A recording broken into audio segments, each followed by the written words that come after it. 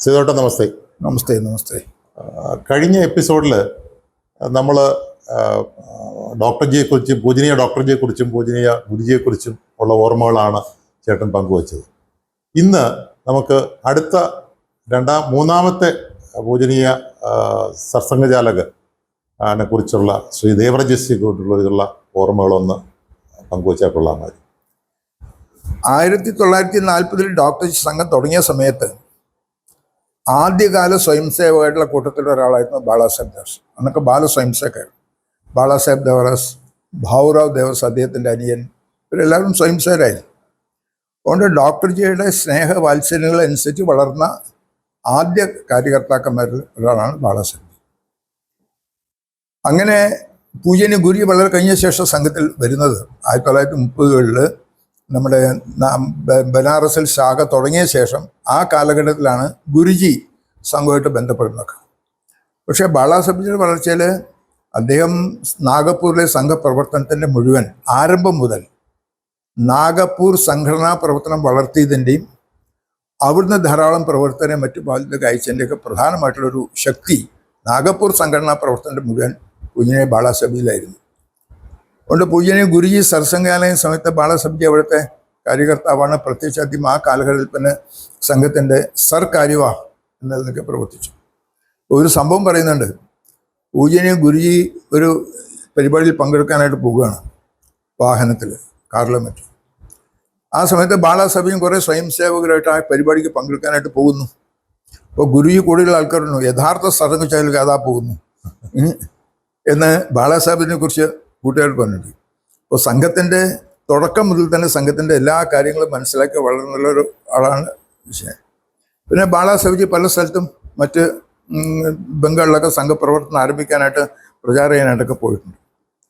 ഗുരുജിയുടെ ആ ഒരു സമയത്ത് നാഗപ്പൂർ കേന്ദ്രമാക്കിയും കൊണ്ട് നാഗപ്പൂരിലെ കാര്യവാഹക്കായിട്ടും പിന്നീട് അഖില ഭാരതീയ സർ കാര്യവാഹ്, സർസംഘാലയം കഴിഞ്ഞാൽ പിന്നെ തന്നെ സർക്കാർ, ആ നിലയ്ക്കൊക്കെ ദേവറജിയാണ് പ്രവർത്തിച്ചിരുന്നത്.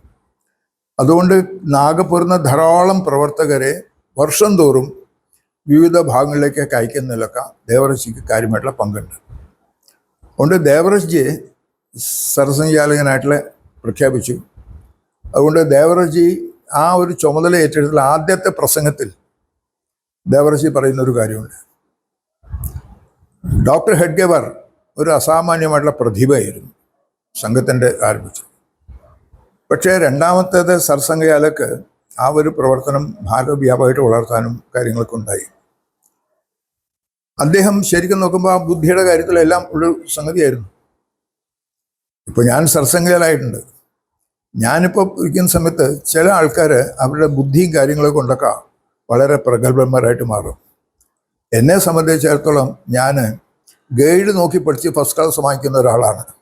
എൻ്റെ ഒറിജിനലല്ല, ഞാൻ ഇതൊക്കെ പഠിച്ചിട്ട് അങ്ങനെ വന്നിട്ടുള്ള ആളാണ് എന്ന് തമാശ പറയും. അതോടൊപ്പം തന്നെ അദ്ദേഹം പറഞ്ഞു, ഈ ഒരു സർസംഘചാലകൻ്റെ ചുമതല ഞാൻ ഏറ്റെടുക്കുന്ന സമയത്ത് പരമപൂജനീയ ഗുരുജിയും ഈ ആൾക്കാരുണ്ടായി. അവരുടെ അതനുസരിച്ച് ഞാൻ ഒരു മാനേജറാണ്. അതുകൊണ്ട് ഒരുപക്ഷെ എന്നെ ഈ തരത്തിലുള്ള സർസംഘചാലകർ നിയോഗിക്കാൻ കാരണം മാനേജിങ് കപ്പാസിറ്റി എനിക്കുണ്ട് എന്നുള്ളതിൻ്റെ അടിസ്ഥാനത്തിലായിരിക്കാം. പക്ഷേ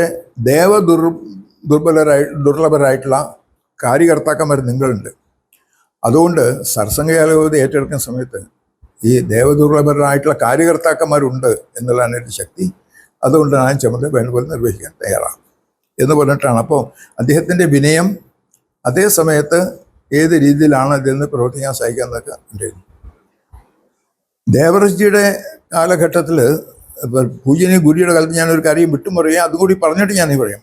ഗുരുജി നമ്മുടെ സംഘത്തിൻ്റെ പ്രവർത്തനം വളർത്തൽ മാത്രമായിരുന്നില്ല. 48-ന് ശേഷം 47 ഭാരതം സ്വതന്ത്രമായി കഴിഞ്ഞ ശേഷം സംഘത്തിൻ്റെ പ്രവർത്തകർ വിവിധ മേഖലകളിൽ പ്രവർത്തിക്കാൻ, ഇപ്പോൾ മസ്ദൂർ സംഘത്തിലേക്ക് തേങ്കടി അയച്ചത്, സംഘത്തിൻ്റെ പ്രവർത്തനം പൊളിറ്റിക്കൽ രംഗത്ത് വരണമെന്ന് ആഗ്രഹമുള്ള ധാരാളം ആൾക്കാർ സംഘത്തിലുണ്ടായിരുന്നു.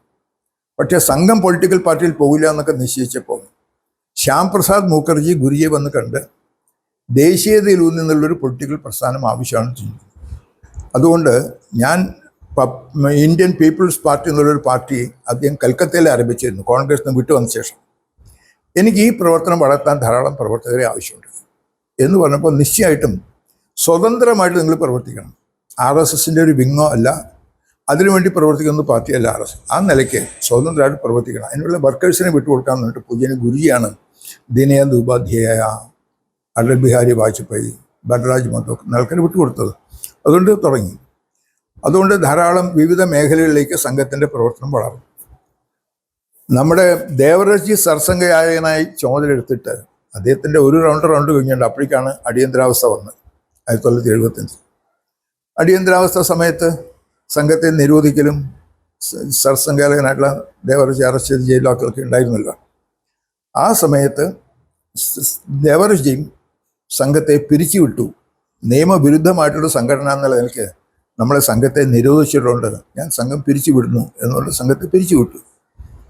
പക്ഷേ സംഘത്തിൻ്റെ പ്രവർത്തനം നോക്കാനായിട്ട് നമ്മുടെ അണ്ടർഗ്രൗണ്ടിൽ മാധവറാം മൂളജി, ഏകനാഥ് റാൻഡെ ഇതുപോലുള്ള പ്രമുഖരായിട്ടുള്ള പ്രവർത്തനം ഉണ്ടായിരുന്നു. അതുകൊണ്ട് ബാക്കിയുള്ള പ്രവർത്തനം മുഴുവൻ നടന്നു.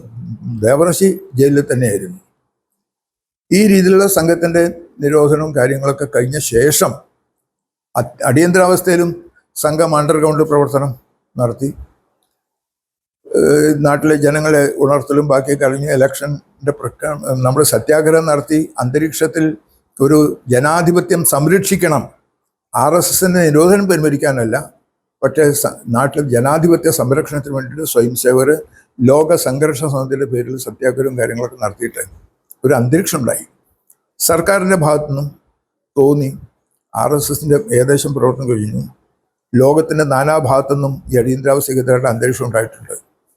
അതുകൊണ്ട് മുഖം രക്ഷിക്കാൻ വേണ്ടിയിട്ട് ഇന്ദിരാഗാന്ധി പോലീസിൻ്റെ ഇൻ്റലിജൻസ് ഡിപ്പാർട്ട്മെൻറ്റ് നിർദ്ദേശിച്ചനുസരിച്ച് RSS ഇല്ല, ഇനി ഇലക്ഷൻ പ്രഖ്യാപിച്ചാൽ എല്ലാ പൊളിറ്റിക്കൽ പാർട്ടി പ്രതിപക്ഷ നേതാക്കന്മാർ പലരും ജയിലിലാണ്, അവരുടെ പ്രശ്നം നടന്നിട്ടില്ല. അതുകൊണ്ട് കോൺഗ്രസ് നിശ്ചയമായിട്ടും ജയം കിട്ടും. അതുകൊണ്ട് ഇലക്ഷൻ പ്രഖ്യാപിച്ചാൽ അതിൻ്റെ അടിസ്ഥാനത്തിൽ അവരുടെ ഏകാധിപത്യം സ്ഥാപിക്കാൻ സാധിക്കും നിശ്ചയിച്ചു. ഈ ഒരു ഇലക്ഷൻ പ്രഖ്യാപിച്ചുകൊണ്ട് തന്നെ പൂജനീയ ബാളാസാഹെബ്ജി അദ്ദേഹം ജയിലിൽ നിന്ന് എല്ലാ സ്വയംസേവകർക്കും ഒരു സന്ദേശം അയച്ചു. അത് ഈ വരാൻ പോകുന്ന തെരഞ്ഞെടുപ്പ് അത് വെറും ഒരു തെരഞ്ഞെടുപ്പല്ല, ഈ നാടിനെ ഏകാധിപത്യത്തിൽ നിന്ന് സംരക്ഷിക്കാനുള്ളൊരു അടിയന്തരാവസ്ഥയ്ക്കെതിരെ പോരാട്ടമായിട്ട് കണക്കാക്കണം. അതുകൊണ്ട് എല്ലാ സ്വയംസേവരും കൈമൈ മറന്ന് തെരഞ്ഞെടുപ്പ് രംഗത്ത് ഇറങ്ങണം എന്നായിരുന്നു. ബാക്കി രാഷ്ട്രീയ പാർട്ടിയിലെ ആൾക്കാരൊക്കെ അവർ സ്വതന്ത്രമാക്കി. പക്ഷേ ബാളാസാഹെബിയും സംഘത്തിൻ്റെ ആയിരക്കണക്കിന് ലക്ഷാവധി സ്വയംസേവർ ജയിലിൽ തന്നെയായിരുന്നു. പക്ഷേ സ്വയംസേവരെ ആഹ്വാനം അനുസരിച്ച് രംഗത്തിറങ്ങാൻ തയ്യാറായി. ഇലക്ഷൻ വളരെ ഗംഭീരമായിട്ട് നടക്കുന്നു. ആദ്യം രാഷ്ട്രീയ പാർട്ടികൾ തയ്യാറായിരുന്നില്ല. അവരെല്ലാവരും വിളിച്ച് നിങ്ങൾ ഒരുമിച്ച് മത്സരിക്കണം, ഇത് അടിയന്തരാവസ്ഥകളുടെ ഒരു പോരാട്ടമായിട്ട് കണക്കാക്കണം എന്ന് വെച്ചിട്ടാണ് ജനതാ പാർട്ടി രൂപീകരിച്ചത്. അതിൽ പ്രധാന പങ്കുവഹിച്ച് നമ്മൾ ദത്തോപ്പൻ തേങ്കടിയായിരുന്നു. ആ തെരഞ്ഞെടുപ്പിൽ കോൺഗ്രസ് ഇന്ദിരാഗാന്ധിയുടെ നിയോജകമണ്ഡലമായ റായ്ബറേലിയിലും ബാക്കിയുള്ള സ്ഥലത്തും പരാജയപ്പെട്ടു. അതോടുകൂടി ഭാരതത്തിന് സ്വന്തമായി. ഈ സമയത്താണ് പരമപൂജനീയ സർസംഘാലകൻ എന്ന നിലയ്ക്ക് ബാളാസാഹെബിയുടെ അദ്ദേഹത്തെ ജയിൽ വിമുക്തനാക്കിയിട്ട് ഭാരതം മുഴുവൻ ഇറക്കുന്ന സമയത്ത് അദ്ദേഹത്തിൻ്റെ എല്ലാ സ്ഥലത്തുള്ള സ്പീച്ച് അടിയന്തരാവസ്ഥയ്ക്ക് എതിരായിട്ടുള്ള ഈ ഒരു പോരാട്ടം അതിൽ ജയം വരിച്ചത്, ഈ ഒരു സ്വാതന്ത്ര്യം നമുക്ക് നേടാൻ സാധിച്ചത് രാഷ്ട്രീയ സ്വയംസേവക സംഘത്തിൽ നമ്മുടെ പ്രവർത്തനങ്ങളുണ്ടാണ്. അതില്ലെങ്കിൽ നമ്മൾ ദീർഘകാലം അടിമത്തത്തിൽ കഴിയേണ്ടി വന്നേനെ. അതേ സമയത്ത് അദ്ദേഹം പറഞ്ഞു, നമുക്ക് ഈ ഒരു കാലഘട്ടത്തിൽ അനവധി തരത്തിലുള്ള വിഷമങ്ങളും ഒക്കെ സഹിക്കേണ്ടി വന്നിട്ട് നാശനഷ്ടങ്ങളുണ്ടായിട്ടുണ്ട്. പക്ഷേ നമ്മളിപ്പോൾ നമ്മുടെ നാടിൻ്റെ ഉന്നതിയാണ് ലക്ഷ്യം. അതുകൊണ്ട് എല്ലാവരും മറക്കാനും പൊറുക്കാനും തയ്യാറാകണം. നമുക്കെതിരായിട്ട് നടത്തുന്ന ആക്രമണങ്ങളോ നാശനഷ്ടങ്ങളോ എല്ലാം തന്നെ നമ്മൾ സഹിക്കണം. നമ്മൾ മറക്കാനും പൊറുക്കാനും തയ്യാറാണ്. രണ്ടാമതൊരു കാര്യം, ഈ നാടിൻ്റെ കാര്യത്തിനുവേണ്ടി അഴിമതി കഷ്ടപ്പാടുകൾ വന്നതിന് ശേഷം ഒരു സ്വതന്ത്രമായിട്ടുള്ള ഭരണകൂടം വന്നിട്ടുണ്ട്. വ്യക്തിപരമായ കാര്യങ്ങൾക്ക് വേണ്ടിയിട്ടോ ലാഭത്തിന് വേണ്ടിയിട്ടോ ആരും തന്നെ ഈ സർക്കാരിനെ സമീപിക്കരുത്. അത് സർക്കാരിനെ ദുഷിപ്പിക്കും. അതുകൊണ്ട് സമാജത്തിൻ്റെ പൊതുവായിട്ടുള്ള കാര്യമുണ്ടെങ്കിൽ അതിനുവേണ്ടി നമുക്ക് സർക്കാരിനെ സമീപിക്കാം. വ്യക്തിപരമായ നാശനഷ്ടങ്ങൾക്ക് ലാഭം കിട്ടണം, പേര് കിട്ടണം, പ്രശസ്തി കിട്ടണം, ഈ കഴിഞ്ഞിട്ട് ഒരാളും ഒരു സ്വയംസേവകനും സർക്കാരിനെ ശ്രമിക്കരുത്. ഈ തരത്തിലുള്ള ഡയറക്ഷൻ അദ്ദേഹത്തിൻ്റെ മുഴുവൻ ഭാരതത്തിൽ ഉണ്ടായിരുന്നു. കേരളത്തിലും വന്ന സമയത്ത് തിരുവനന്തപുരത്ത് ഇവിടെ പ്രമുഖരായിട്ടുള്ള ആൾക്കാരെ വിളിച്ചു കൂട്ടിയിട്ടുള്ളൊരു പോരുണ്ടായിരുന്നു. അതിലധികം കാര്യങ്ങളൊക്കെ വിശദീകരിച്ച് ധാരാളം ചോദ്യോത്തരം കാര്യങ്ങളുണ്ടായിരുന്നു. അതുകൊണ്ട് അടിയന്തരാവസ്ഥയ്ക്ക് ശേഷമുള്ള അദ്ദേഹത്തിൻ്റെ യാത്ര മുഴുവൻ വീണ്ടും ഈ ജനജാഗരണത്തോടൊപ്പം തന്നെ അടിയന്തരാവസ്ഥയെക്കുറിച്ചുള്ള ഓർമ്മകളുടെ അടിസ്ഥാന ശത്രുത, വിദ്വേഷം, ഈ കാര്യങ്ങൾ ഇല്ലാതാക്കാനുള്ള രീതിയിലായിരുന്നു അദ്ദേഹത്തിൻ്റെ യാത്ര. അങ്ങനെ അടിയന്തരാവസ്ഥയ്ക്ക് ശേഷം നോർമൽ സംഘത്തിൻ്റെ പ്രവർത്തനം. ഇതോടൊപ്പം തന്നെ അതേവരെ നമ്മുടെ സംഘത്തിലുണ്ടായിരുന്ന പ്രവർത്തനത്തിന് കുറച്ചൊരു മാറ്റം. ആ ശാഖയിലെ ശാരീരിക്, ബൗദ്ധിക്, സംഘടനാപരമായ വ്യവസ്ഥ, ഈ കാര്യങ്ങളിലായിരുന്നു നമ്മൾ പ്രധാന ഊന്നൽ കൊടുത്തത്. അതോടൊപ്പം പ്രചാരണത്തിന് ചില നമ്മുടെ ഈ 40-ലെ സദ്യത്തിന് ശേഷം ഓർഗനൈസർ കേസിൽ ചില വാരികളൊക്കെ ആരംഭിച്ചെങ്കിലും യഥാർത്ഥത്തിൽ സംഘത്തിനെതിരായിട്ടുള്ള അതിഭയങ്കരമായിട്ടുള്ള തെറ്റായ പ്രചരണങ്ങളെ മാറ്റി ജനങ്ങൾ കൊണ്ടുവരാനുള്ള ഒരു പ്രചാർ വിഭാഗ് എന്നുള്ളൊരു വിഭാഗം. അതേ സമയത്ത് സംഘത്തിൻ്റെ പ്രവർത്തനം ചേരി പ്രദേശങ്ങളിലേക്കും വനപ്രദേശങ്ങളിലേക്കും വ്യാപിക്കണം. ആ പ്രദേശത്തെ ആൾക്കാരുടെ വിദ്യാഭ്യാസം, അവരുടെ ആരോഗ്യം, അവരുടെ സാമ്പത്തിക സ്ഥിതി, ഈ വക കാര്യങ്ങളെക്കുറിച്ച് ചിന്തിച്ചിട്ട് അവിടെയും നമുക്ക് നമ്മുടെ കാര്യങ്ങൾ എത്തുന്നുണ്ട്. സേവാ പ്രവർത്തനം എന്തെങ്കിലും അത്യാവശ്യ സമയം നമ്മൾ നമുക്ക് ചെയ്തുകൊണ്ടിരുന്നു. പക്ഷേ സേവാ വിഭാഗ് എന്നുള്ള നിലയ്ക്ക് പ്രത്യേകമായിട്ട് സംഘടനയുടെ ഒരു വിഭാഗ് അത് ആരംഭിച്ചത് ഇതിന് ശേഷമാണ്. അതേപോലെ തന്നെ പ്രചാരം, സമ്പർക്കം, അതേവരെ നമ്മുടെ സംഘത്തിൻ്റെ പരിപാടികൾക്ക് ആൾക്കാർ വരായിരുന്നു. പക്ഷെ വിശേഷ രൂപത്തിൽ സമൂഹത്തിലെ പ്രമുഖരായിട്ടുള്ള ആൾക്കാരെ സമ്പർക്കം ചെയ്ത് അവർക്ക് സംഘത്തെക്കുറിച്ചുള്ള തെറ്റിദ്ധാരണ മാറ്റാനും അവർ കൊണ്ടുവരാനുള്ള ഒരു പ്രത്യേക ഓരോ സ്ഥലത്തും, ചെറിയ സ്ഥലങ്ങൾ മുഴുവൻ ആ ഏരിയയിലെ പ്രമുഖരായ ആൾക്കാരെ സമ്പർക്കം ചെയ്യണം, നിരന്തരമായിട്ട് ബന്ധിപ്പിക്കണം, അവർക്ക് സംഘത്തെക്കുറിച്ച് ധാരണ ഉണ്ടാക്കണം. ഇങ്ങനെ പ്രചാർ, സമ്പർക്കം, സേവ, ഈ 3 വിഭാഗങ്ങൾ സംഘടനയുടെ ഭാഗമായിട്ട് ഇതൊക്കെ നടക്കുന്നുണ്ടായിരുന്നു നേരത്തെ. അതിൻ്റെ വേണ്ടി പ്രത്യേകമായിട്ട് കോൺസെപ്റ്റ് തുടങ്ങുന്നത് ഈ കാലഘട്ടത്തിന് ശേഷമാണ്. അങ്ങനെ ബാലാസാഹേബ്ജിയാണ് ഈ ഒരു സംഘടനാ പ്രവർത്തനത്തിൽ കുറച്ചും കൂടി ജനങ്ങളിലേക്ക്, ജനങ്ങളിറങ്ങലും സേവാ കാര്യങ്ങൾക്ക് ഇറങ്ങലൊക്കെ പ്രവർത്തനം അതിന് ശേഷമാണ് ഇതിൽ തുടങ്ങിയത്. ആ രീതിയിൽ സംഘടനയുടെ ദിശ സാധാരണ ഓർഗനൈസേഷൻ വർക്കിൽ നിന്നും സമാജോന്മുഖമായിട്ട് തിരിച്ചുവിടാനുള്ള പ്രവർത്തനത്തിലൂടെ പ്രധാന പങ്ക് വഹിച്ചത് ദേവർഷിയുടെ കാലത്തായിരുന്നു. ദേവർഷി ഞാൻ പറയുമ്പോൾ കേരളത്തെ സംബന്ധിച്ചുള്ള പ്രത്യേകമായിട്ടുള്ള സംഗതിയാണ്. കേരളത്തിൽ അദ്ദേഹം വരുമ്പോൾ പലപ്പോഴും പറഞ്ഞിട്ടുള്ളൊരു കാര്യം, കേരളം മുഴുവനായിട്ട് ഒരു പട്ടണമാണ്, ഗ്രാമപ്രദേശങ്ങളില്ല. ഒരു ഗ്രാമം എവിടെ അവസാനിക്കുന്നു, എവിടെ വേറെ ഗ്രാമം പറയാൻ സാധിക്കില്ല. കണ്ടിന്യൂസ് ആയിട്ടുണ്ട്. ഹോൾ കേരളം ഒരു ടൗണാണ് എന്ന് പറയാറില്ലേ. അതോടൊപ്പം തന്നെ കേരളത്തിൻ്റെ പ്രവർത്തനവും കാര്യങ്ങൾക്ക് അദ്ദേഹം സർക്കാർ വിഭാഗമായിരുന്ന സമയത്താണ്. അതിനു മുമ്പ് 1963 വർക്കലയിൽ വെച്ചിട്ട് നമ്മുടെ സംഘത്തിൻ്റെ പ്രമുഖ പ്രവർത്തകരുടെ ക്യാമ്പ് നടന്നു. ഒരു 3-4 ദിവസം നമ്മുടെ കൂടെ താമസിച്ചിട്ടായിരുന്നു. അതുകൊണ്ട് എല്ലാവരോടും വ്യക്തിപരമായിട്ട് സംസാരിക്കുക, സംഘത്തിൻ്റെ വിവിധ കാര്യങ്ങൾ. അവിടെ വെച്ചിട്ടാണ് അതേവരെ കേരളം തമിഴ്നാട് സംസ്ഥാനത്തിൻ്റെ ഒരു ഭാഗമായിരുന്നു. അതിന് പകരം കേരളത്തെ വേറെ സംസ്ഥാനമാക്കണം, സംസ്ഥാനമായിട്ട് പ്രവർത്തിക്കണം, അതിൻ്റെ വിഭാഗങ്ങൾ, വ്യവസ്ഥ, കാര്യങ്ങളൊക്കെ ചിന്തിച്ചത് അവിടെ വെച്ചിട്ടാണ്.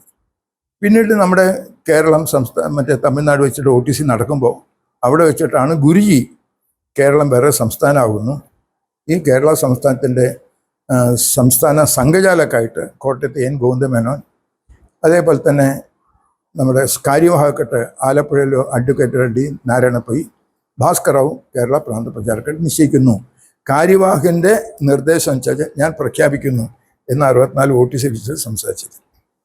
കേരളത്തിൽ വരുന്ന സമയത്ത് കേരളത്തിൻ്റെ സാഹചര്യം കാര്യങ്ങളൊക്കെ നല്ലപോലെ മനസ്സിലാക്കാനും കാര്യങ്ങൾ ചെയ്തിരുന്നു. ഒരവസരത്തിൽ കേരളത്തിൽ അതിഭയങ്കരമായിട്ടുള്ള അടിയും പിടിയും ബഹളും കമ്മ്യൂണിസ്റ്റുകാരായിട്ടുള്ള കാര്യം നടക്കുന്നു. പലപ്പോഴും നമ്മുടെ സ്വയംസേവരെ അനാവശ്യമായിട്ടുള്ള നിലയ്ക്ക് കള്ളക്കേസിൽ ഉൾപ്പെടുത്തി അറസ്റ്റ് ചെയ്യുന്നു. നമുക്ക് പ്രതിഷേധ യോഗം നടത്തേണ്ടി വരുന്നു. ഈ കാര്യങ്ങളൊക്കെ വന്നപ്പോൾ നമ്മുടെ പ്രാന്തപ്രചാരക് മാന്യ ഭാസ്കറാവും ഒരു അഖില ഭാരതീയ ബൈഠക്കിൽ വെച്ച് ബാലാസാഹേബ്ജി സർക്കാർ യോഗമാണ് പറഞ്ഞു, നമ്മൾ സാധാരണ സംഘത്തിൻ്റെ പ്രവർത്തനം വളരെ സൈലൻ്റായിട്ട് നടത്തുന്നതാണ്, ശാഖ നടത്തും. പക്ഷേ ഇപ്പോഴത്തെ പ്രത്യേക സാഹചര്യങ്ങളിൽ നമുക്കൊരു പൊതുയോഗം നടത്തേണ്ടി വരുന്നു, പൊതുപ്രസംഗങ്ങൾ നടത്തേണ്ടി വരുന്നു. ആ കാര്യങ്ങൾ സംഘത്തിൻ്റെ രീതിയിൽ ശരിയാണോ എന്ന് നമുക്കൊരു സംശയമുണ്ട്, മാർഗദർശനം വേണം എന്ന് പറഞ്ഞു. ബാലാസാഹേബ്ജി അദ്ദേഹം വളരെ പ്രാക്ടിക്കലാണ്. അദ്ദേഹം വളരെ വ്യക്തമായിട്ട് പറഞ്ഞു, നിങ്ങളുടെ അവിടുത്തെ സാഹചര്യം അനുസരിച്ച് നിങ്ങൾക്ക് എന്താണോ ചെയ്യേണ്ടത് എന്ന് തോന്നുന്ന സമയത്ത് ചെയ്യുക. അത് സംഘത്തിന് വിരുദ്ധമായിട്ടുള്ള എന്തെങ്കിലും ആണെങ്കിൽ ഞങ്ങൾ ആ സമയത്ത് പറയാം. Otherwise you can carry on with your own program. ഇപ്പോൾ ഓർഗനൈസേഷനെ വളർത്തുന്ന സമയത്ത് സംഘടനാ പ്രവർത്തകരുടെ മനസ്സിൽ ആത്മവിശ്വാസം, അവർക്ക് പൂർണ്ണ സ്വാതന്ത്ര്യം, സംഘടനയുടെ നന്മയ്ക്ക് വേണ്ടി എന്ത് വേണം നിങ്ങൾ ചെയ്തോളൂ, അത് എവിടെയെങ്കിലും തകരാറ് വരുന്നെങ്കിൽ ആ സമയത്ത് ഞങ്ങൾ പറയാം എന്നായിരുന്നു ബാളാ സാഹിബ് സമയം. Most practical. അദ്ദേഹം ഡയബറ്റിക് പേഷ്യൻ്റ് ആയിരുന്നു. നമുക്ക് പറ്റിയ ചില അബദ്ധങ്ങളുണ്ട്. ഒരവസരത്തിൽ പറവയിൽ നമ്മുടെ സംഘത്തിൻ്റെ ഓട്ടീസ് നടക്കുമ്പോൾ ഇദ്ദേഹം താമസിക്കുന്ന ഡയബറ്റിക് പേഷ്യൻ്റ് ആയിടം ഗോതമ്പിൻ്റെ ആഹാരം വേണം. അതുകൊണ്ട് ഞാനും ഹരിയേട്ടനും കൂടിയിട്ട് അവിടെ ഒരു വെപ്പുകാരനായിട്ട് നിശ്ചയിച്ച് അയാളെ കൂട്ടിക്കൊണ്ടുപോയി ഈ ചപ്പാത്തി ഉണ്ടാക്കാനുള്ള മാവും ബാക്കി കാര്യങ്ങളൊക്കെ വാങ്ങിച്ചുകൊണ്ടൊന്ന് കൊടുത്തു. പിറ്റേ ദിവസം ഊണ് കഴിക്കേണ്ട സമയത്ത് അയാൾ ചപ്പാത്തി ഉണ്ടാക്കിയിട്ടില്ല. അപ്പോൾ ചോദിച്ചു, എന്താ ചപ്പാത്തി ഉണ്ടാക്കാൻ പറഞ്ഞില്ല? ബാളാസാഹിബിന് വേണ്ടി കൊണ്ടുവന്നുള്ളൂ. അയാളുടെ വേണ്ടി എന്നോട് ഞങ്ങൾ പ്രത്യേകം ഉണ്ടാക്കണമെന്ന് പറഞ്ഞില്ല. അപ്പം ആ സമയത്ത് ആൾക്കാർക്ക് ദേഷ്യം വരും. ഡോണ്ട് വറി, നിങ്ങളുടെ ഇവിടുത്തെ കറികൾ ഉണ്ടാകുമല്ലോ, യു ഹാവ് സബ്ജി, ആ സബ്ജി ഉണ്ട്, ദാറ്റ്സ് ഇനഫ്. ഒട്ടും ഇല്ലാതെ. അതെ, മറ്റൊരു സമയത്ത് കൊല്ലത്ത് വെച്ച് ഇതുപോലൊരു പരിപാടി നടന്നു, വലിയ സമ്മേളനം.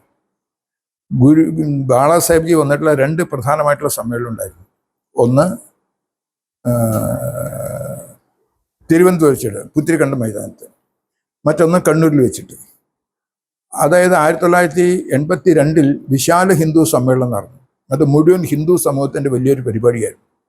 അത് കഴിഞ്ഞ ഒരു വർഷം കഴിഞ്ഞപ്പോൾ ബാളാ സാഹിബ് യാത്ര വരുമ്പോൾ ബഹുജനങ്ങളെ കാര്യമായിട്ട് പങ്കെടുപ്പിച്ചതിന് പകരം സംഘത്തിൻ്റെ സിസ്റ്റമാറ്റിക്കുള്ള സംഘടനാ പരിപാടി നടന്നു. അതുകൊണ്ട് തെക്ക് ഭാഗത്തുള്ള ആൾക്കാരെ മുഴുവൻ ഒരുമിച്ച് തിരുവനന്തപുരത്ത് നിന്നിട്ട് ഒരു വലിയ പരിപാടി, പൂർണ്ണ ഗണവേഷധാരി സ്വയംസേവർ, അതോടൊപ്പം അമ്മമാരും ഒക്കെ ആൾക്കാർ വരും. മറ്റൊന്ന് കണ്ണൂരിൽ സ്റ്റേഡിയത്തിൽ. ഇവിടെ വന്ന സമയത്ത് ശരിക്ക് നമ്മുടെ പുത്തിരിക്കണ്ടം മൈതാനം നിറഞ്ഞ് കവിഞ്ഞ് ഒഴുകുന്ന രീതിയിലായിരുന്നു. ഈ മറ്റേ അമ്പലത്തിൻ്റെ മുൻവശത്ത് ജീപ്പിലാണ് 2 സൈഡിൽ തിങ്ങി നിൽക്കുന്ന ജനങ്ങളുടെ ഇടയിൽ കൂടിയിട്ട് സ്റ്റേജിലേക്ക് ബാളാ സാഹിബ് വന്നത്. ഇതേപോലെ കണ്ണൂരിൽ നടന്നു സ്റ്റേഡിയത്തിൽ. പക്ഷെ ആ സമയത്ത് അവിടുത്തെ എന്താ അനുഭവം എന്ന് വെച്ചാൽ സ്റ്റേഡിയം കവിഞ്ഞൊഴിഞ്ഞ് റോഡ് മുഴുവൻ ഭയങ്കരമായിട്ടുള്ള തിരക്ക്. പ്രത്യേകിച്ച് കോഴിക്കോട് ഭാഗത്തു നിന്നൊക്കെ ആൾക്കാർ ബസ്സിൽ വരുന്ന സമയത്ത് മാഹി ഭാഗത്ത് അവരുടെ പെട്രോൾ അവരുടെ വില കുറവാണ്. അതുകൊണ്ട് വരുന്ന വാഹനങ്ങൾ പലതും പെട്രോൾ അടിക്കാൻ മാഹിയിൽ നിർത്തി, റോഡ് ബ്ലോക്കായി. ധാരാളം ആൾക്കാർക്ക് വരാൻ സാധിക്കാതെ ഒരു സ്ഥിതി വന്നു. ഗ്രൗണ്ട് കുറഞ്ഞു, എന്നാലും അനവധി ആൾക്കാർക്ക് ഇങ്ങോട്ട് എത്താൻ പോലും സാധിക്കാത്തൊരു സ്ഥിതി വന്നു. പരിപാടിയൊക്കെ കഴിഞ്ഞ ശേഷം ബാളാ സംബന്ധിച്ച് എങ്ങനെയുണ്ടായിരുന്നു? ഞാൻ പറഞ്ഞ ധാരാളം ആൾക്കാർക്ക് ടൗണിലേക്ക് വരാൻ സാധിക്കാതെ ബ്ലോക്കായി, പരിപാടിയെ കാണാൻ സാധിച്ചില്ല, വളരെ നിരാശയും, അവർക്ക് വളരെ നിരാശ ഉണ്ടാകുമല്ലോ എന്ന് പറഞ്ഞിട്ട് ഉടനെ അദ്ദേഹം പറഞ്ഞതെന്നറിയോ, നിങ്ങളിതിൻ്റെ ഫോട്ടോയും വീഡിയോ ഒക്കെ എടുത്തിട്ടുണ്ടല്ലോ, ഉടനെ ഒരു കാര്യം ചെയ്യൂ, അതെടുത്തിട്ട് എല്ലാ സ്ഥലത്തും എല്ലാ ശാഖകളിലും അത് പ്രദർശിപ്പിക്കാൻ പ്രത്യേകമുള്ളൊരു പരിപാടി വയ്ക്കും. ഇവിടെ കണ്ടില്ലെങ്കിലും അവർക്ക് ആ ഫംഗ്ഷൻ കാണാനുള്ള സന്ദർഭം ഉണ്ടാകണം എന്നുള്ള മാർഗദർശനം. ഇതേപോലെ കൊല്ലത്തൊരു പരിപാടി നടന്നു. ആ കൊല്ലത്തെ പരിപാടി നടന്നു കഴിഞ്ഞ ശേഷം തിരിച്ചു പോകണം. അപ്പോൾ നമുക്കന്ന് കോഴിക്കോട്ടേക്കാണ് പോകേണ്ടത്. അപ്പോൾ ട്രെയിനിൽ അവർക്ക് ഈ വന്ന ഫംഗ്ഷൻ കഴിഞ്ഞ ഉടനെ ഈ പരിപാടി കഴിഞ്ഞിട്ടില്ല, ധ്വജം താഴ്ത്തി പിന്നെ ട്രാൻസ്ലേഷൻ പരമേശ്വരി നടത്തുകയാണ്. അപ്പോഴേക്കും നമ്മൾ ട്രെയിനിൽ പോയിട്ട് മലബാർ എക്സ്പ്രസ്സിൽ കോഴിക്കോട്ടേക്ക് പോകും. അപ്പോൾ അദ്ദേഹം താമസിച്ച വീട്ടിൽ നിന്ന് ആഹാരം റെയിൽവേ സ്റ്റേഷൻ കൊണ്ടുവരാനുള്ള ഏർപ്പാട് ചെയ്തു.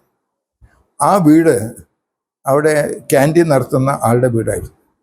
അപ്പോൾ വീട്ടിൽ നിന്ന് സാധനം കൊണ്ടുവന്നാലും ഇവർക്ക് വേണ്ടിയിട്ട് പ്രത്യേകം ആഹാരം തയ്യാറാക്കിയിട്ട് അവരവിടെ വെച്ചു. അവർ വിചാരിച്ചു നമ്മൾ ആരെങ്കിലും പോയിട്ട് അത് വാങ്ങിക്കുന്നു. നമ്മൾ വിചാരിച്ചു അവർ ട്രെയിനിലെത്തിക്കുന്നു. ട്രെയിൻ വിടാറായി, സാധനം എത്തിയിട്ടില്ല. നമുക്ക് മഴ വിഷമമായി. അപ്പോഴേക്കും നമ്മുടെ ഒരു സ്വയം സേവക്, അയാൾക്കൊരു പ്രത്യേകം തോന്നിയിട്ടൊരു ഡബ്ബയിൽ ഈ ചെറുപയറുണ്ടല്ലോ അത് വേവിച്ചിട്ട് അത് കൊണ്ടുവന്നിട്ട് വന്നു. അപ്പോൾ ഞാൻ ഹരിയേട്ടനാ മുറിയുണ്ട്, ഇത് കിട്ടിയില്ല, മറ്റൊരു എന്നില്ല, എന്താ വന്നതെന്ന് അറിയില്ല, അത് കൊടുത്തു. ഇത് കഴിച്ചു ട്രെയിനിൽ വെച്ചിട്ട്, യാതൊരു തരത്തിലുള്ള ഭാവവ്യത്യാസമില്ല. അപ്പോൾ അതിൻ്റെ അടുത്ത കൊല്ലം കഴിഞ്ഞിട്ട് അടുത്ത ഒരു സ്റ്റേഷനിൽ അത് നിർത്തിയിട്ട് ഈ എന്തെങ്കിലും ആഹാരം വന്നോ എന്ന് നോക്കാനായിട്ട് ഞാൻ ഇവിടെ വന്നപ്പോൾ ഒന്നും എത്തിയിട്ടില്ല. ഇതിൽ കഴിച്ചുകൊണ്ടിരിക്കുകയാണ്. അപ്പോൾ ആദ്യം ബാളാ ശ്രമിച്ചു വന്നു, did you get anything, did you get anything എന്നിട്ട് വന്നില്ല, ഞങ്ങൾക്ക് സഫീഷ്യൻ്റ് ആയിട്ട് തയ്യത്തുണ്ട്, നിങ്ങൾ കൊണ്ടുപോയിട്ട് കഴിച്ചോളൂ എന്നിട്ട് പിന്നെ നമുക്ക് തന്നു. ഇങ്ങനെ നമ്മുടെ അബദ്ധം കാരണം. പക്ഷെ ആ സമയത്തും ഒരു അധികാരി യാതൊരു തരത്തിലുള്ള ഒരു ഇല്ലാതെ എങ്ങനെയാണ് സ്വയം സേവകരുടെ ഉള്ളിൽ ആത്മവിശ്വാസം കൊടുക്കുന്നത് എന്നുള്ള ചില അനുഭവങ്ങൾ അദ്ദേഹത്തിന് ഉണ്ടായിട്ടുണ്ട്. അപ്പം നമ്മുടെ സേവാഭാരതിയുടെ പ്രവർത്തനം അദ്ദേഹത്തിൻ്റെ കാലത്താണ് തുടങ്ങിയതല്ലേ? അതെ അതെ. അതോടൊപ്പം മറ്റൊരു കാര്യം കൊണ്ട് സംഘത്തിൽ അധികാരികളുടെ യാത്ര സാധാരണ ഉണ്ടാകാറുണ്ട്. ആ അധികാരികളുടെ യാത്രാ സമയത്ത് അവരുടെ ബൗദ്ധികം ഉണ്ടാവും. സാധാരണ സ്വയം സേവകർക്ക് എന്തെങ്കിലും കാര്യങ്ങളൊക്കെ ചോദിക്കുന്ന കാര്യങ്ങളുണ്ടാവും. പക്ഷെ സംഘത്തിൽ ജനറലായിട്ട് ഒരു വലിയ പരിപാടി, നിങ്ങൾക്ക് ചോദ്യോത്തര പരിപാടി ഏത് കാര്യങ്ങളെക്കുറിച്ചും വേണം ചോദിക്കാം എന്നുള്ളൊരു സംഘശാഖകളിലും നമ്മുടെ അദ്ദേഹത്തിൻ്റെ അഖില ഭാരതീയ പരിപാടികളിൽ കാര്യകർത്താക്കന്മാരുടെ ബൈഠക്കിലും അതേപോലെ തന്നെ പൊതുവായിട്ടുള്ള ജനങ്ങളുടെ ഇന്നും അദ്ദേഹത്തിൻ്റെ പ്രഭാഷണം കഴിഞ്ഞ ശേഷം അദ്ദേഹം നിശ്ചയമായിട്ടും 1 മണിക്കൂർ 1.5 മണിക്കൂർ നേരം അവർക്ക് എന്തെങ്കിലും ചോദിക്കാനുള്ള ചോദ്യങ്ങൾ ഉത്തരം ഉണ്ടായിരുന്നു. ഈ ചോദ്യോത്തര പരിപാടി വളരെ വ്യാപകമായ പ്രത്യേക പരിപാടിയായിട്ട് മാറിയത് ബാളാസാഹേബ്ജിയുടെ കാലഘട്ടത്തിലായിരുന്നു. ഈ സംഘപരിപാടികളിൽ ഈ ഇത് വയ്ക്കുന്ന ഫോട്ടോ വയ്ക്കുന്നതിനെ കുറിച്ചുള്ള എന്തെങ്കിലും നിർദ്ദേശം അദ്ദേഹത്തിൻ്റെ ഭാഗത്തുനിന്ന് ഉണ്ടായിട്ടുണ്ട്? അത് പ്രധാനമായിട്ടുള്ള ഒരു സംഗതിയാണ്. ആ നിർദ്ദേശം എന്ന് പറയുമ്പോൾ 2 കാര്യങ്ങൾ അദ്ദേഹം പറഞ്ഞു. സർസംഘയാലൊക്കെ ഞാൻ ഉടനെ പറഞ്ഞൊരു കാര്യമാണ്, ഞാൻ പറയാൻ വിട്ടുപോയി. ഒന്ന്, നമ്മുടെ സംഘത്തിൻ്റെ പരിപാടികളിൽ പൂജനീയ ഡോക്ടർ സംഘ സ്ഥാപകനാണ്. ആ സംഘത്തിൻ്റെ സ്ഥാപനത്തിന് താത്വികമായ അടിത്തറയും വ്യാപ്തിയും ഒക്കെ ഉണ്ടാക്കിയിട്ടുള്ള ഒരു ഋഷിതുല്യനായിട്ടുള്ള ആളാണ് പൂജനീയ ഗുരുജി. അതുകൊണ്ട് ആ പരിപാടികളിൽ ഈ 2 ആൾക്കാരെ അല്ലാതെ ഇനി വരാൻ പോകുന്ന സർസംഘാലന്മാരുടെ മുഴുവൻ ഫോട്ടോ വയ്ക്കുന്ന ആ സമ്പ്രദായം മാറണം. ഇവർ 2 പേരാണ് സംഘത്തിൻ്റെ വളർച്ചയിലും വികാസത്തിലും നിർണായകമായിട്ട് പങ്കുവച്ചുള്ള ആൾക്കാർ. അതുകൊണ്ട് അവർ 2 മാത്രമേ ഫോട്ടോ വയ്ക്കാവുന്നതാണ്. രണ്ടാമതൊരു കാര്യം കൂടി അദ്ദേഹം പറഞ്ഞിരുന്നു. പൂജനീയ ഡോക്ടർജിയുടെ മരണത്തിന് ശേഷം അദ്ദേഹത്തിൻ്റെ സംസ്കാരം നടന്നത് സംഘത്തിൻ്റെ തന്നെ രേഷ്യം ഭാഗം എന്നുള്ള നമ്മൾ സ്വന്തം വില കൊടുത്ത് വാങ്ങിച്ച സംഘസ്ഥാനിലായിരുന്നു അദ്ദേഹത്തിൻ്റെ സംസ്കാരം. പൂജനീയ ഗുരുജിയുടെ നിര്യാണ സമയത്ത് ഗുരുജി പറഞ്ഞു, എനിക്ക് വേണ്ടി യാതൊരു തരത്തിലുള്ള സ്മാരകങ്ങളും ഒന്നും പണിയരുത് എന്ന് പറഞ്ഞിരുന്നു. അതുകൊണ്ട് സ്മൃതി മന്ദിരത്തിൻ്റെ ആ സ്ഥലത്തെ ഗുരുജിയുടെ ഒരു സ്മാരകം നിർമ്മിക്കുക എന്നുള്ളത് മനസ്സിൽ ആഗ്രഹം ഉണ്ടായിരുന്നു സ്വയം സേവ. അതുകൊണ്ട് അവർ ചിന്തിച്ചത് ഡോക്ടർജിയുടെ സ്മാരകത്തിന് തൊട്ടു മുമ്പിൽ തന്നെ ഒരു സ്മൃതി ചിഹ്നം, അവിടെ ഈ ഗുരുജിയുടെ ജീവിതത്തെ അനുസ്മരിക്കുന്നതിൽ ഒരു ജ്വാല ഉണ്ടാകുന്ന രീതിയിൽ ഒരു അദ്ദേഹം രാഷ്ട്രായ സ്വാഗതം എന്നിട്ടൊരു അതിനൊരു വോട്ടുണ്ടായിരുന്നു. ത്യാഗ മനോഭാവത്തോടൊരു ജീവിതം തന്നെ സമർപ്പിക്കലാണ്. ആ ഒരു സ്മൃതി ചിഹ്ന നിലയ്ക്ക് ജ്വാല ഉണ്ടാക്കിയത്. അതിൽ പൂജനീയ ഗുരുജിയുടെ ചില വാക്യങ്ങളൊക്കെ എഴുതി വെച്ചിട്ടുണ്ടായിരുന്നു. അതിൻ്റെ സ്മാരകം എന്നുള്ള നിലയ്ക്കല്ല. അതും ഗുരുജിയുടെ സംസ്കാരം നടന്നത് അതേ ഗ്രൗണ്ടിലായിരുന്നു. അതുകൊണ്ട് ബാളാസാഹേബ്ജി പറഞ്ഞു, ഞാൻ മരിച്ചു കഴിഞ്ഞാൽ എൻ്റെ ശവം ഒരു കാരണവശാലും രേഷ്യം മൈതാനത്താകരുത്, പൊതു ശ്മശാനത്തിലായിരിക്കണം സംസ്കരിക്കേണ്ടത് എന്ന് പറഞ്ഞിട്ട് എല്ലാവരും കൂടി പിന്നെ നാളെ രേഷ്യം മൈതാനം ഒരു സർസംഘാലന്മാരുടെ ഒരു സമാധി സ്ഥലമായിട്ട് മാറരുത് എന്ന് ചിന്തിച്ചുകൊണ്ട് ആ ഒരു ഉദ്ദേശം, ഫോട്ടോ വയ്ക്കരുത് മാത്രമല്ല എൻ്റെ ശരീരവും പൊതു ശ്മശാനത്തിൽ സംസ്കരിക്കണം എന്നായിരുന്നു അന്ന് ബാളാസാഹേബ് എഴുതി വെച്ച സംഗതി. അതൊരു വലിയ ഒരു ഒരു ഒരു കാഴ്ചപ്പാട്. അത് വലിയൊരു കാഴ്ചപ്പാടായിരുന്നു തീർച്ചയായിട്ടും. ആ നിർദ്ദേശങ്ങൾ തികച്ചും ഒരു എന്താ പറയുക വിപ്ലവാത്മകരമായ കാഴ്ചപ്പാട് തന്നെയല്ലേ? സമൂഹത്തിന് ഭാവിയിൽ ഒരു ഓർഗനൈസേഷനെ കുറിച്ച് ചിന്തിക്കുന്ന സമയത്ത് വ്യക്തിക്ക് അതീതമായി സംഘടനയാണ് പ്രധാനമെന്നും എന്നുള്ള നിലകൊരു കാഴ്ചപ്പാട് മുഴുവൻ ഓർഗനൈസേഷന് ഈ തരത്തിലുള്ള കാര്യങ്ങൾ കൂടിയിട്ട് കൊടുത്താൽ, അതായത് സംഘടന ഭാവിയിൽ വളരുമ്പോൾ ഏത് ദിശയിൽ വളരണം എന്നുള്ള യഥാർത്ഥമായിട്ടുള്ള കാഴ്ചപ്പാട് കൊടുത്തിട്ടുള്ള സംഗതിയാണ്. ഇത് തീർച്ചയായിട്ടും മറ്റ് സംഘടനകൾക്കും അനുകരിക്കാൻ പറ്റുന്ന ഒരു നിർദ്ദേശം തന്നെയാണ്. പക്ഷെ ആരും അനുകരിക്കുന്നില്ല എന്നുള്ളത് ഒരു ദുഃഖസത്യമായി അവശേഷിക്കുകയും ചെയ്യുന്നു. വ്യക്തിപ്രഭാവത്തിന് പ്രാധാന്യം കൊടുക്കുന്ന സംഘടനകൾ ഇതുവരെ അനുകരിക്കാൻ സാധ്യമല്ല. വ്യക്തിത്വത്തെക്കാൾ സംഘടനയ്ക്ക് പ്രാധാന്യം ആ കാര്യങ്ങൾ കൊടുക്കുന്ന ആൾക്കാർ സ്വാഭാവികമായിട്ട് ആ തരത്തിലുള്ള ദിശ നൽകുമല്ലോ. അപ്പോൾ അതാണല്ലോ നടക്കുന്നത് കൂടുതലായിട്ട്. അപ്പോൾ നന്ദി. യെസ്.